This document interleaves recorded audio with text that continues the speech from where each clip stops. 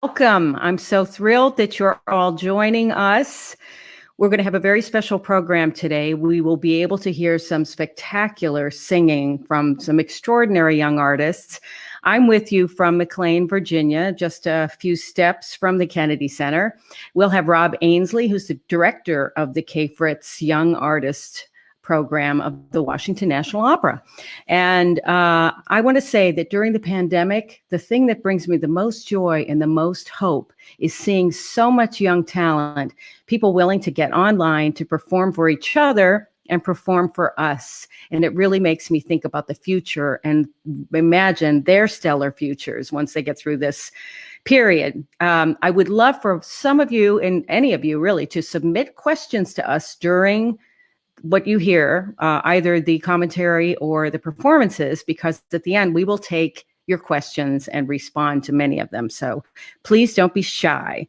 And look ahead for more episodes. We may follow up with other terrific artists working with emerging artists. And this is going to be a place where you can see this sharing of experience and young talent that can be incredibly inspiring.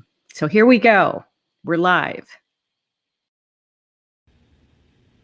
Thank you, Renee. It is wonderful, as always, to see you, even if it is through the screen of my laptop. I'm Rob Ainsley, the director of the K. Fritz Young Artists of Washington National Opera, which is one of the premier training grounds for young operatic talents in the world today.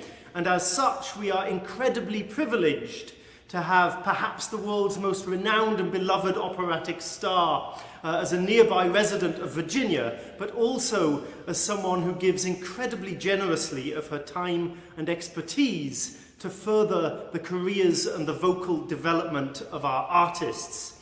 And so, even though we're doing things much differently at the moment, I'm thrilled, Renee, that you can carry on that work with us remotely today.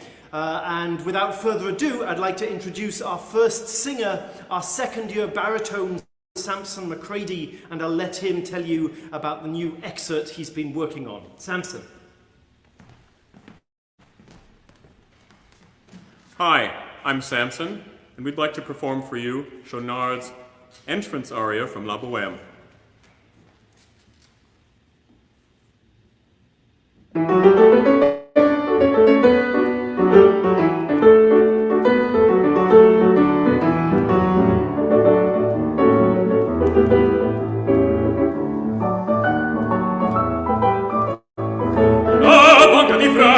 Per voi si sbilancia. Se sordo, se Lippo, quest'uomo chi è? Sta Luigi Filippo ai nostri piè. Or vi dirò quest'oro o meglio argento ha la sua brava storia. Un inglese, un signor, lord o milord che sia, vuole musicista, io volo e mi presento, ma gli domando a quando le lezioni. Mi presento, ma gli domando a quando le lezioni. Risponde in che guardare il pappagallo ma dita al primo pian, poi soggiunge poi suonare finché quello morire, e fu così suonai 3 lunghi dì. Allora usai l'incanto di mia presenza bella, affascinai l'ancella.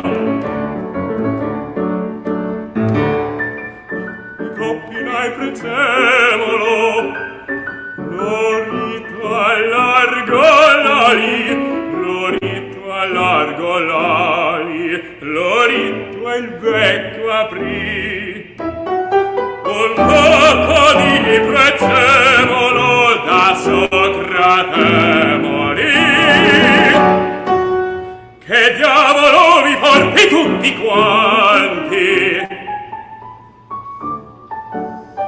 Ed or che fate? No, queste cibarie sono la salmeria. Pedi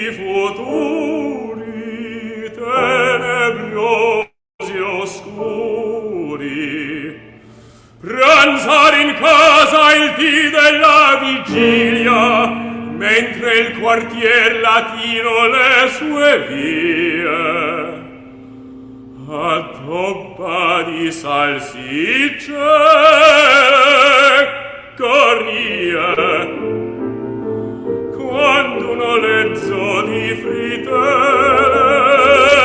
imbalsama le vecchie strade, là le ragazze cantano contente, ed anche lei coniuna uno studente. Un po' di religione, o miei signori, si beve in casa, ma si pranzi fuor.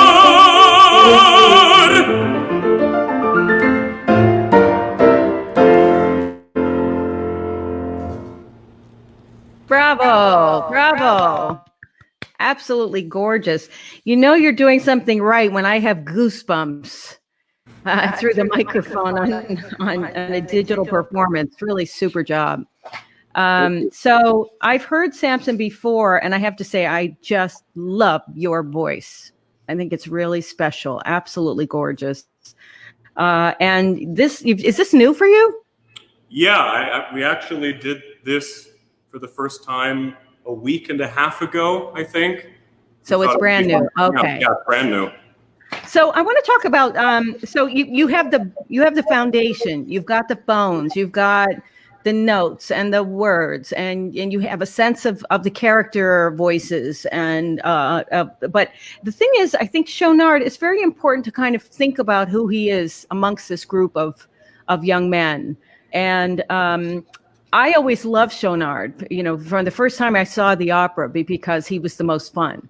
You know, his whole entrance is just such a joy. And I was disappointed when he didn't have more to do later on in the opera. The big romantic moments belong to Rodolfo and Marcello. So tell me, because this is really your aria. This is your moment to shine. It's this entrance here, and of course you're throughout the piece as well. But just in thinking about it, who do you think he is in this group? I think he is one of the younger people, to be sure. I think he is the life of the party, and he knows it as well. But I think also because maybe he talks too much. There are many times when the others pretend to listen or don't listen at all. Right. And I think this is one of those moments. So him talking too much and coming in at this point with this tremendous story to tell as well. He's a storyteller. Right, yeah. And what I feel is that you can take your foundation now and add layer upon layer of detail, and particularly in the characterization of his storytelling. And it means really using your body much more expressively and your face, because the only time you're doing that is when you have the character voices. Right. So you have to kind of make all of that come alive for Chouinard as well. You know what I mean?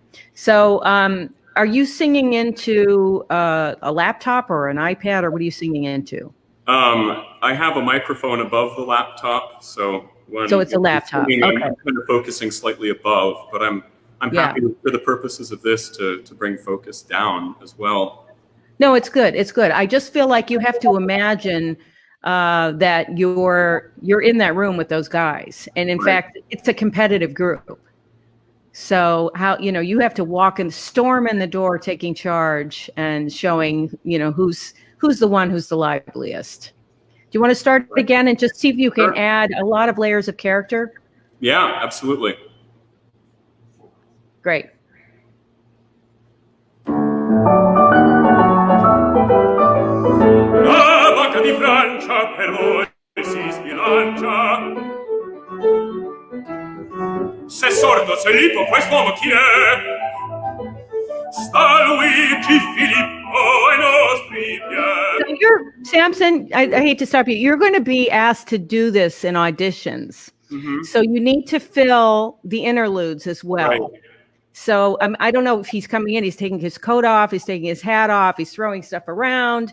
Sure. But you have to think of something. Maybe it's that you're gonna go over there and do something, and then you come back and sing again. You know what I mean? So just use your imagination and try to fill every moment. Sure. That was good. I just would love another 40% Okay. No of problem. activity.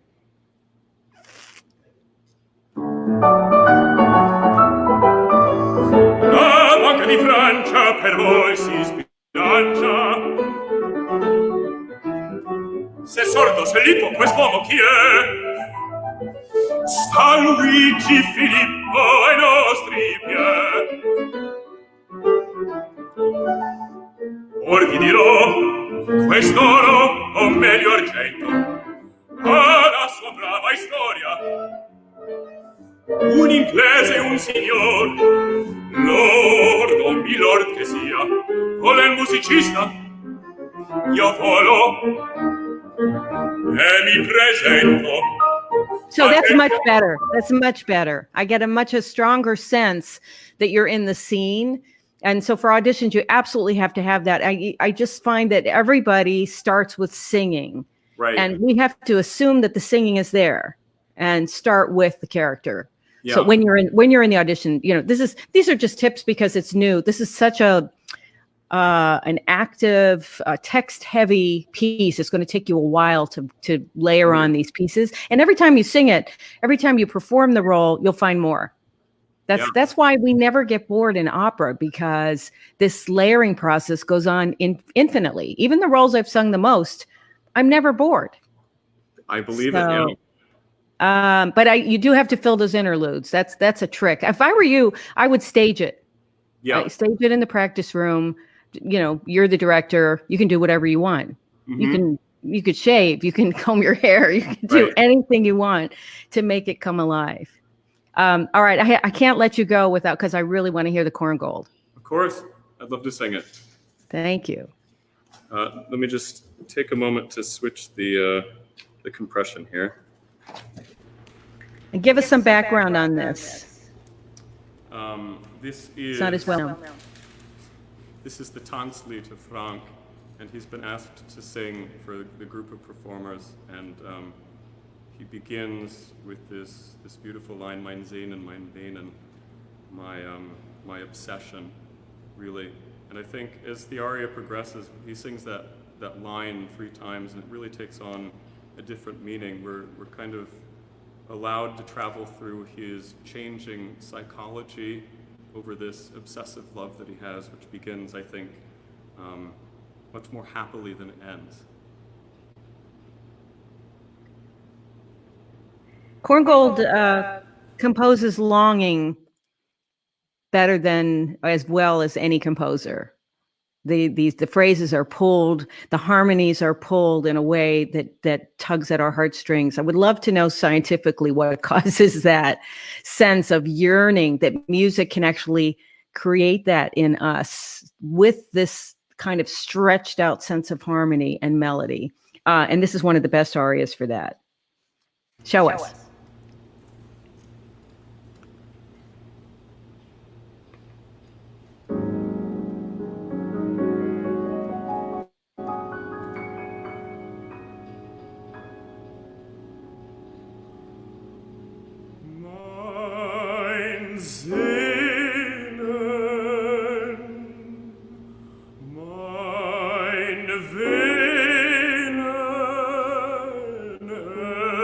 Strom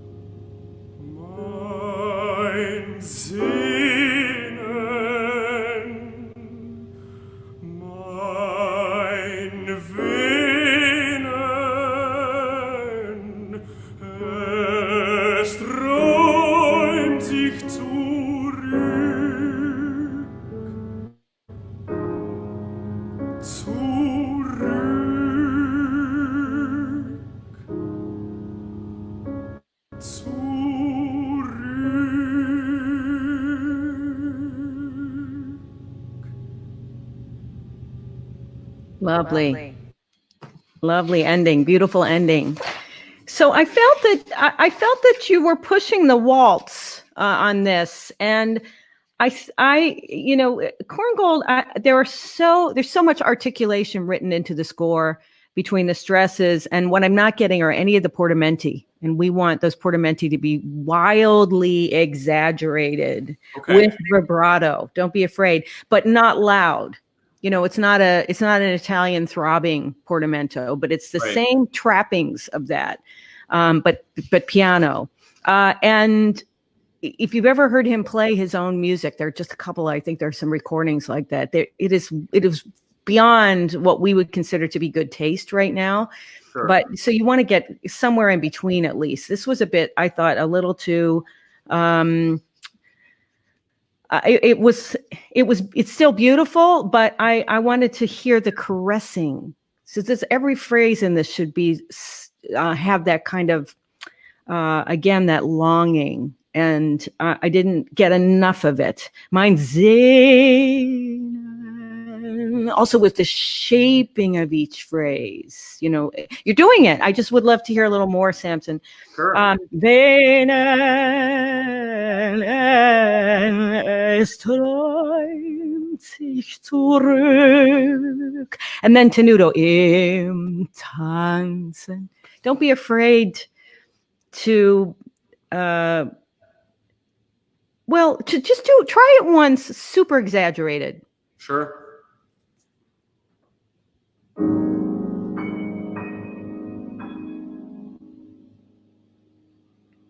Mein Sehnen, mein Venen,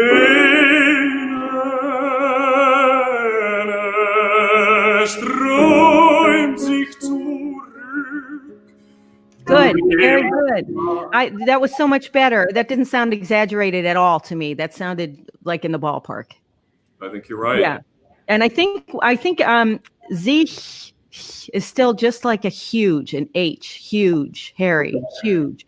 I'm not hearing enough of the difference between ich and ök. Träumt sich zu.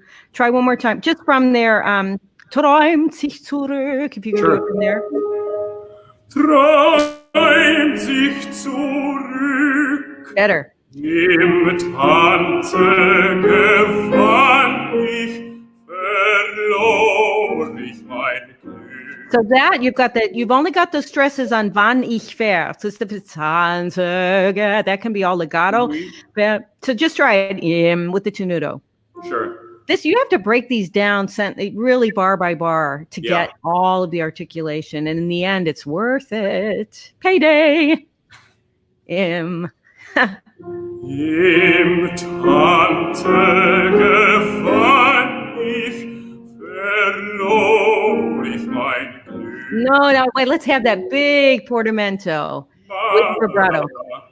So you got to sing into it a little bit. Yeah. Yes. Oh my gosh. See, that now to me doesn't sound like anybody else. It doesn't sound like another composer. Sure. And that's what we're after. One more time. Im Tanze. Im Tanze gewann ich, verlor ich mein Glück.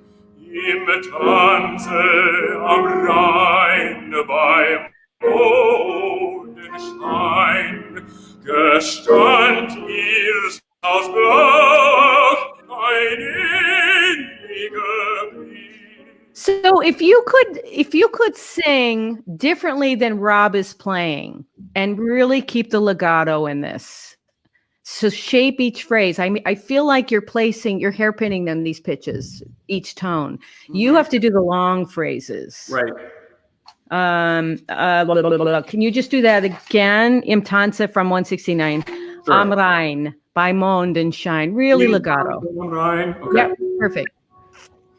Im Tanze am Rhein bei Mondenschein gestand mir's aus Blau ein inniger Blick, Super, much better, much better. We want those shapes. And do you have a piano for me on Iniga?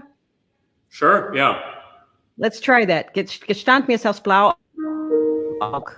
Gestand mir das Blau, ein inniger Blick.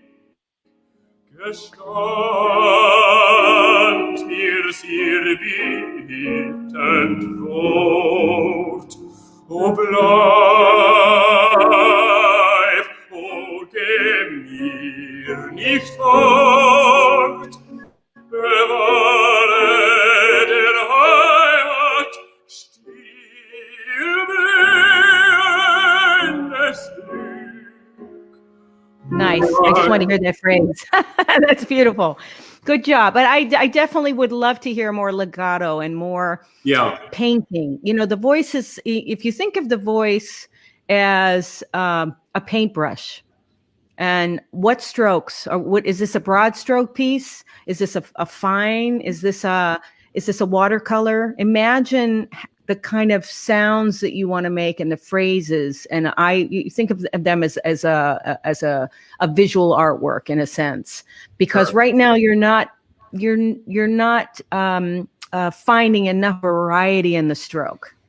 Let's put it that way. So yeah, if you can kind of paint this piece and give it the longing and the the refinement in a way. And if you're singing supported but light, not too much heavy mechanism, that's going to help you shape these phrases. Do you know what I mean? Yeah. And I know you have to kind of be careful because you've got so much high singing in this piece, and you don't want to get there without the right amount of support.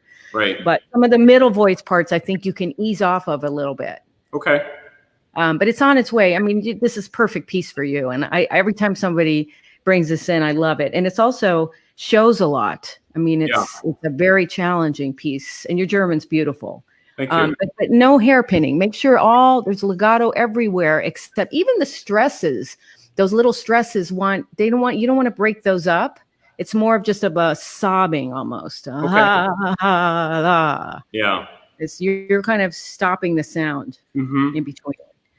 Bravo. Fantastic. I think we have to go on to Rihanna, but thank you so much, Samson. It's always a pleasure to hear you. Thank you, Rob. Thank you. Bravo.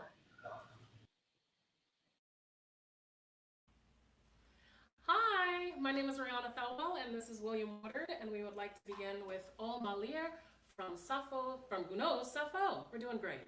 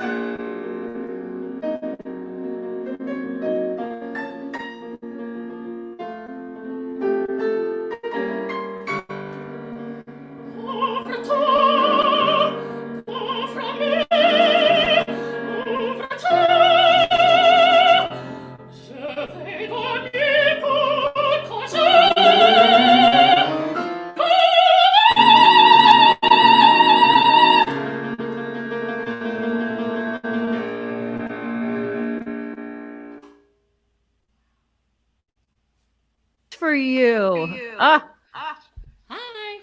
stunning. Oh my goodness. Perfect. I think it's worth mentioning also, in case anybody's curious, that William and Rihanna are roommates. So you've been together in this apartment for some time, correct? Sometime, yes. Yes. Can I just say I'm a little jealous that you have a pianist at home? Right. The rest of us are having to have tracks made, and I wish I could play for myself, but it's fantastic. You can continue to learn repertoire. So, Rihanna, this is new. Say again? I said, with this guy here, I don't have to do much work. That's great. Tell me about what's the context of this aria? So I love Sappho, by the way. This is actually my first time doing Sappho, but this is the final aria. She is trying to bid farewell to Phaon, who curses her. And as he sailed away, by the way, she's a Greek poet. A lot of this is taking place in, like, I think 750 AD, or it's set in that time. And she bids him farewell, but knowing that she can't go on any longer, she throws herself into the ocean. And that's the end of the opera.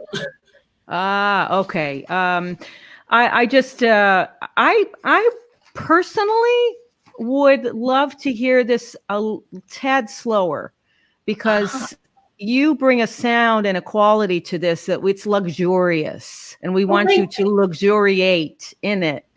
And I wondered, because the type of shaping that you can do with this is extraordinary. And then, you can also move a little bit once you get to the next section, but starting out, just milk it, because we want to hear that. This sits in the sweet spot of your voice. And certainly for anything with piano, it's just so stunning. I think there's still a couple of little tiny pitch things, but it may simply be what I'm hearing, and one or two French things. But let's start again from the beginning. And I also think, because if you think of the fact that she's talking about this musical instrument, and you want to have that sense of beauty, as opposed to, don't drive it. You're driving it just a tad. Okay. Which I think in your case means passion, and it means commitment to what you're saying, but I would love for it to kind of be in the ether a little bit more. Okay. Try one more time. Try one more time. Okay.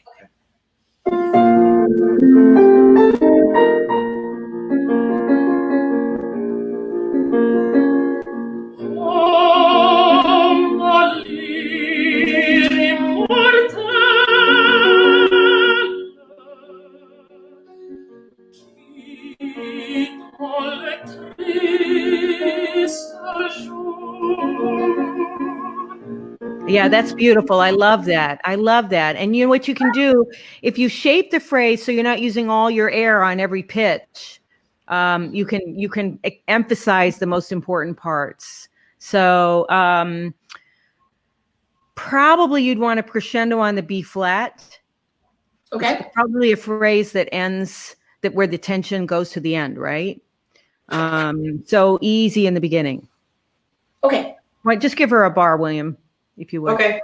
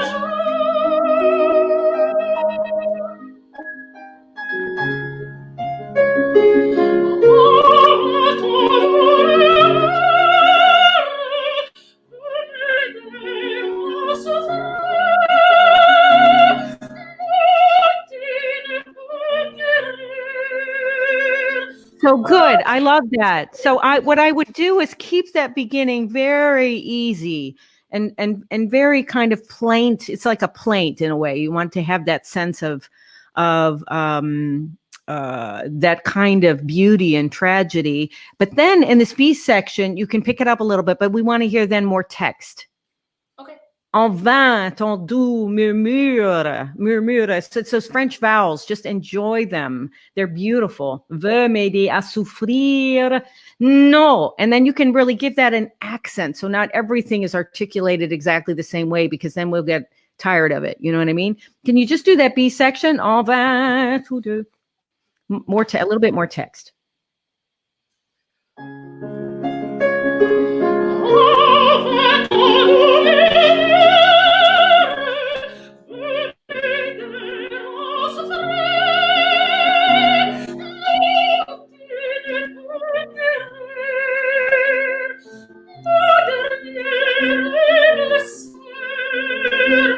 Good.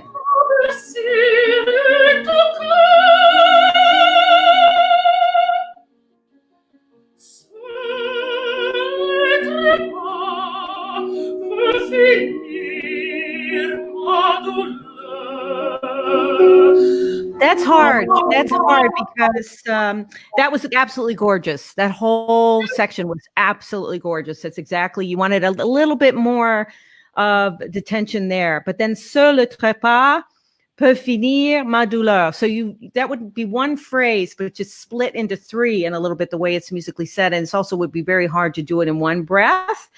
But you could do two of them in one breath. So, seul le trépas peut finir. I would breathe and connect peut finir ma douleur. You were probably going to do that anyway, right? But make it so that it sounds like you mean to express it that way, as opposed to just these breaks that don't have a meaning. Okay. Even if I take, trick of the trade here, even if I take a breath I don't mean to take, I try to make it sound like I meant to do it. Excellent. Yes. So in this case, it's just really kind of musically filling that out. Okay. Seul le trépas. By the way, the chœur was gorgeous. I love the way you fill that out and crescendo through it and give it a little more throbbing. That's so good. Thank you. Right on it? Sure. Okay. Yeah. Seul le trépas peut finir ma douleur.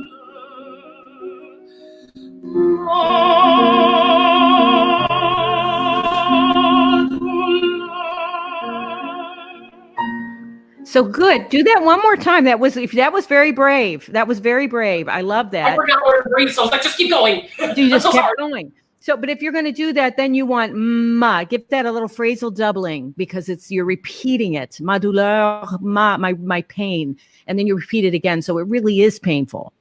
Ma douleur, also there as well. You want to do that one more time? Yes. You can breathe if you want to. Yeah. Exactly. Okay. Seul le trépas peut finir ma douleur.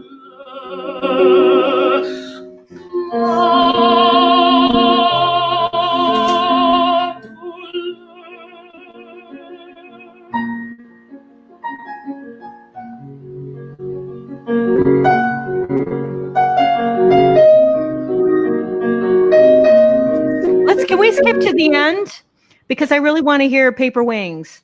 Let's just skip to the end, if you don't mind. Let's go to Ouvre-toi. Yep, perfect. Okay.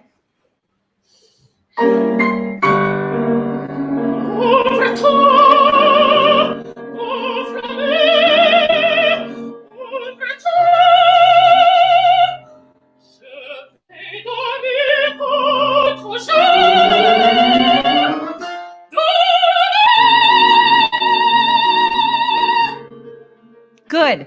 So just one thing I would suggest is don't wait so much leading up to the B flat, because you start already with that E natural gets a little bit heavy.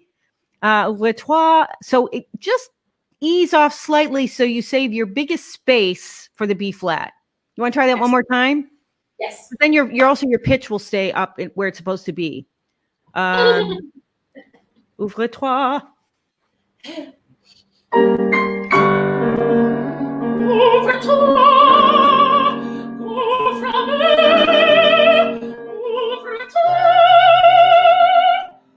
Good. So that E natural sounds low to me.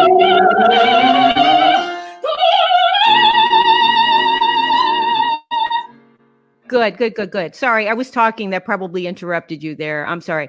So it's getting that E natural up a little bit higher. So it's a register change in a way, and you're smart to keep everything wide and rich. You just have to be careful about the breath pressure. So just on that pitch. All right, let's go to Jake Heggie. Okay. So since it is an art song set, is there one that you prefer? Because I can do any. You pick the one you think is the most different from what we just heard. I would like to do A Route to the Sky, please. Great.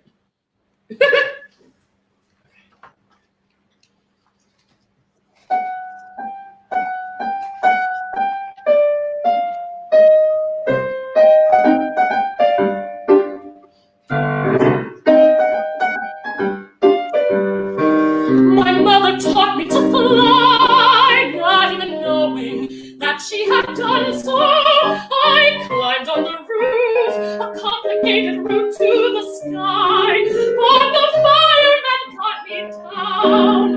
Oh, the fireman got me down.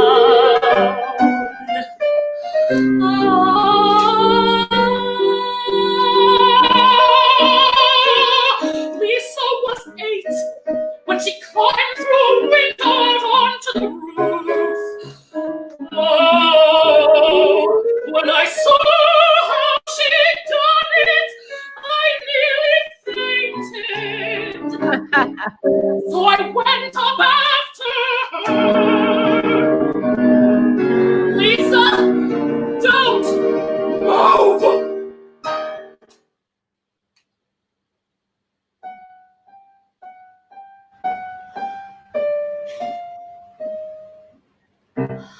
Then we were both stuck. 2 trucks and ambulance, 2 station wagons of rescue teams came to the house, but the firemen got us down. Oh, the firemen got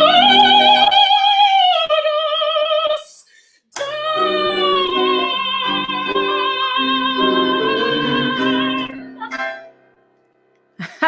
Super. So adorable. Are these new for you, Rihanna? So the song cycle, no. Omalier, yes. Got it. Okay. So what does he mean with this, with the jiggle? Does he mean to actually do like a trill? Is that supposed to be a trill? Yes, every once in a while. Sometimes I've had it for too long. I gotta forget where the trill belongs. Where they are, I know, yes. Complicated route to the sky. I almost wonder, you could play with that as opposed to a traditional trill. You could do something much kind of more interesting. Yeah. Sky. You could. I just feel like there's room in this for colors that are outside of the realm of what we typically do. Okay. Yeah. And so, and I think some of it could be talked. Some of it could be with a different tone quality altogether, something nasal. You know what I mean? You could make this into a real character piece. It is a character piece, but I just feel like you could have more fun with it. You have a terrific imagination and you're a brilliant actress. So I think that you should challenge yourself, Rihanna, to bring that to everything you do so that you make it something new and something your own and something that people think, wow, I never thought to do that. Listen to her. You know what I mean? I feel like you could reinvent your rep also because your voice is so sumptuous. You can sing a wide variety of repertoire that lives between, I think, soprano and mezzo repertoire. So make it your own. So just off the top of your head, go back and try this again and improvise. Will do. And I mean improvise interpretively. Don't change the song.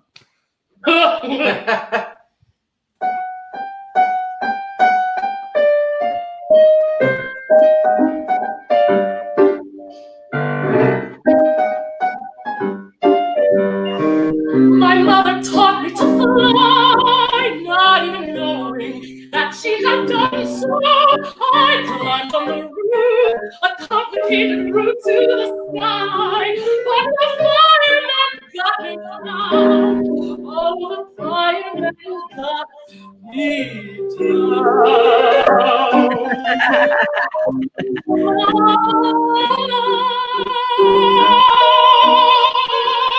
Lisa was 8 when she climbed through a window out onto the roof. Oh, when I saw how she'd done it, I nearly fainted. So I went up after her. Lisa, don't move!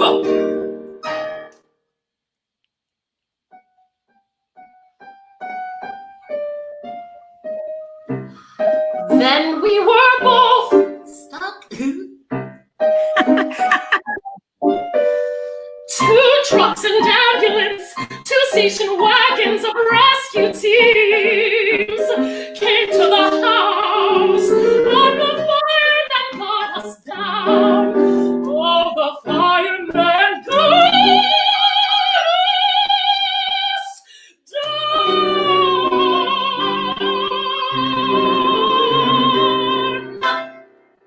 Yeah, that's the idea.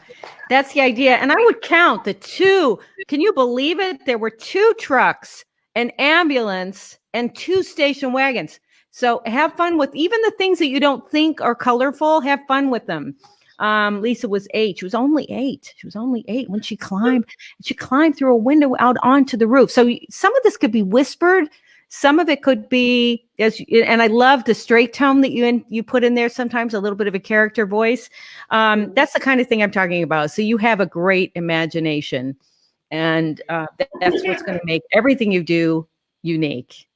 Thank you so much, Rihanna. Thank you, William. So great to hear you. You made my day. I hope everybody loved it as much as I did. So I think we have some questions. Hopefully we have some questions from some folks in the audience. Drum roll. Drum roll. Somebody's muted. Rob. Okay.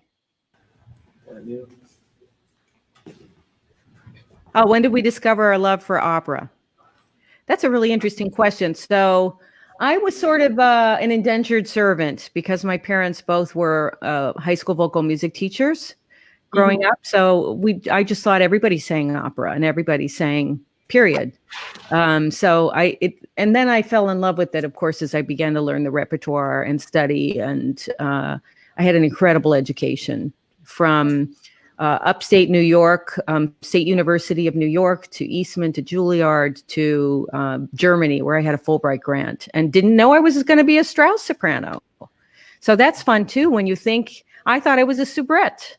You can imagine my surprise. So, and how about you all? When did you discover you loved opera? Well, I found my love for it actually my sophomore year of high school, because I had done musical theater prior to that, church music prior to that, and it wasn't until a teacher recommended it and put me forward for solo and ensemble that I got to do An die Musik, which is Schubert's classical art song. But I got into opera shortly after that, and I loved it. My goodness. Oh, can you imagine if we didn't have your voice? That would be sad. What about you, William? What about you? I found my love of opera at undergrad. I went to undergrad at Vanderbilt University, but I went as a solo piano major, and so I didn't really know anything about opera before going. And then I started playing for voice lessons and going to a bunch of performances, and found out it was for me. Yeah. Ah, super. Samson? I actually started out in a boy choir. I was in one for 5 years, and I think my parents had a CD, something like Top 10 Classical Hits from the 90s, and it was your recording of Song to the Moon and Pavarotti's A Mes Amis that I just listened to obsessively. And, oh, that's wonderful. Yeah. And, you know, some people have a difficult transition from voice soprano to once the voice breaks. How did you get through that? My biggest challenge was getting over all the bad habits that I developed singing, having no idea what I was doing, I think, more than anything. Yeah. Yes. And then learning from the ground up again, a technique. Right. I was lucky to find a good teacher eventually. So, yeah. What about you, Rob? You know, it's so long ago, I can hardly remember. But I came at it because it sort of combines so many facets of so many things that I love. So I was a church musician. I'd been a boy soprano. I'd always thought of myself as a pianist more. I loved languages. I've always been a bit theatrical. I loved songs. I loved accompanying and collaborating. And opera put all of those things together for me. Boy, that is true. It combines all of the arts in one. So for you singers, how much of the languages you sing do you end up learning? And in singing a language you do not speak, this is from Yvonne Zhu, to what extent does it help you learn the language? That's a good question. 2 parts. What languages do you learn when you're singing? And in a language you don't speak, does it help you to be singing the language? At least for me, it's super helpful to know the language. Unfortunately, I'm not, I only speak English. However, with diction courses, you're able to read the International Phonetic Alphabet and are able to read whatever you're singing in. However, you have to do the translation and you have to put the work in to research your character. So it's super helpful to know the language, but it's not necessarily needed. I'm sure your Italian teacher would say that you speak very good Italian. Oh, goodness. Thank you, Madalena. Samson? So I think to answer the first question, they're really what I think we could call the big 3 of German, Italian, and French. And then we kind of have secondary languages like Russian. There's a big English-speaking repertoire, Czech, and other languages like that. And then there's a growing repertoire of works in Chinese as well, I think. But I think you really do yourself a disservice if you don't make an earnest attempt to learn as much of the language as you can in whatever you're singing in. And you kind of develop a singer's vocabulary of whatever language you sing in lots. Like you know the word for love in every language, you know the word for flower and hate and father and so on and so forth. So you reinforce a pretty small set of vocabulary very often, and I think it does help to learn the language. It's so interesting because when I started singing, there were many singers who only sang in their own language. And of course, from Luciano Pavarotti to many of the German singers who stuck to their repertoire as well. And now really we sing in all languages. And I find that having German as my foundation language, and also French, because I had that in school, really helped me with the Romance languages. But then if you start singing in Russian and Czech, then it's a lot of time. So the more language you have under your belt, the better it is. It will save you time. It'll save you stress because we need to sound native. And then I've discovered that a lot of young people now they're fine singing in any language, number one. Number two, many of them will learn to read the Cyrillic alphabet in different alphabets and actually learn those languages. So I'm so impressed by that. When I sang Rusalka, for instance, nobody was singing it in Czech. when I first started. And so now everybody does. Language is enhanced. But frankly, in the end, I can think of a couple of singers who never sang and learned a foreign language and were huge stars in Europe because they sang clearly with great diction.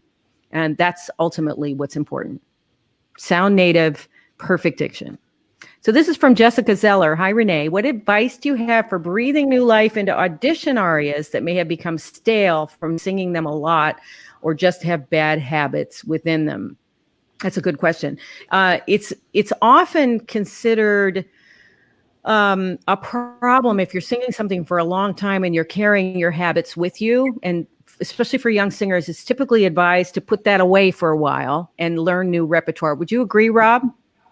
Sure, absolutely. I try and keep our singers constantly rotating and adding repertoire to their kind of audition arsenal, because I find exactly that once you've sung something 15 times in audition, it needs to be put into a drawer and given an airing later, and you come back to it with all of the new repertoire informing it in a different way.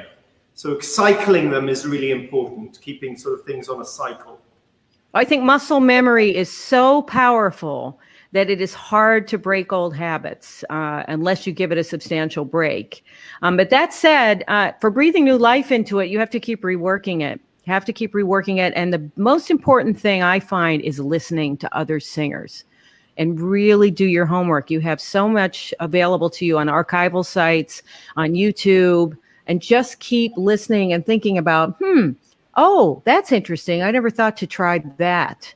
Or I'm listening to mostly native speakers of a certain language and try to get that in your ear. You can always improve what you're doing.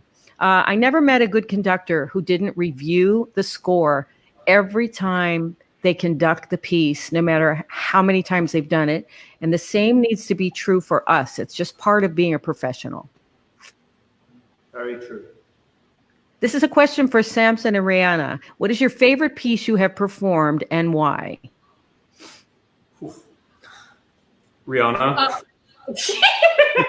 Well, actually, my favorite to date is actually Night Trip. It was one of the AOI performances that we did through WNO. First of all, that's the American Opera Initiative, and it was this beautiful piece by Carlos Simon about this young girl who's about 16 in 1950 Chicago, and how she goes through life and has a pretty racist encounter with somebody and learns how to see life through, not just through the tragedy that happened, but past it. And it was a really eye-opening piece, and it was beautiful too. So today, that's my favorite. Samson? I just want to say, if you ever get the chance to see Rihanna in Night Trip, don't miss out, because it's a fabulous experience. And I too really enjoyed working with both Carlos and Sandra on that. Really beautiful. Yeah. I guess I don't have a favorite piece that I perform. I guess I go through cycles. I have lots of pieces I'd love to perform. I'd love to do Rodrigo and Don Carlo. But I really enjoyed working on Faust. Even though I only sang Wagner, I felt like I learned so much being exposed to that music, and there are some really fine singers in that performance. Anything Puccini, though, I think is really genius. Anything Verdi, Puccini, I would never turn down. Mine's the last I worked on, whatever that may be, and it happens to be the 4 last songs right now. Oh, good. A favorite. I agree with you. I thoroughly enjoyed rewatching you with the New York Phil yesterday. It was beautiful. Oh, super. Oh, listen, I was happy to see that back in time. So this is our last question from Raul. Oh boy, forgive me if I don't get this right. Mongilardi. Who has inspired you? That's a great question. I mean, as cheesy as it sounds, my mom. I mean, I've gone through tons of moves. My family are basically like a herd of hermits, because we bounce about from place to place. And everywhere I went, my mom made sure that my brother and I had music in our lives. Like, she put us in theater camp. She put us in extracurricular activities. I got involved in choir at my school. at my church because of her. Like, she checks in on me every day through this quarantine, wonders if I'm still singing, and I send her little clips of the things that we do. So it's definitely my mom. I'm going to cry. That's wonderful. I want to meet her. Samson.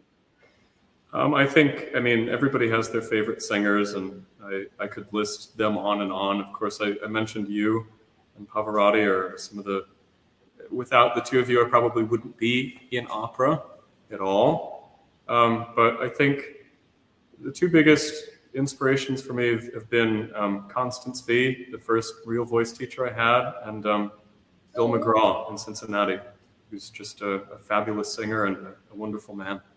He's a very well-known teacher. I was lucky to have come across, of course, Marilyn Horne, but also Joan Sutherland, Beverly Sills, spent time with them where they advised me. But Leontine Price has a special place in my heart for her mentorship. I had some long sessions with her where she just taught me what I needed to know to be at the top and to not feel so overwhelmed and pressured. And her singing, I just couldn't even, the breadth of recordings that we have from her, it's so rich and so beautiful.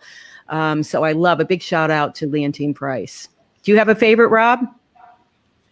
At the beginning of my career, I was really inspired by a lot of the great conductors, but I have to say that my inspiration these days are my artists who work so hard and do so well, winning competitions and making progress. And absolutely. That's what keeps me going.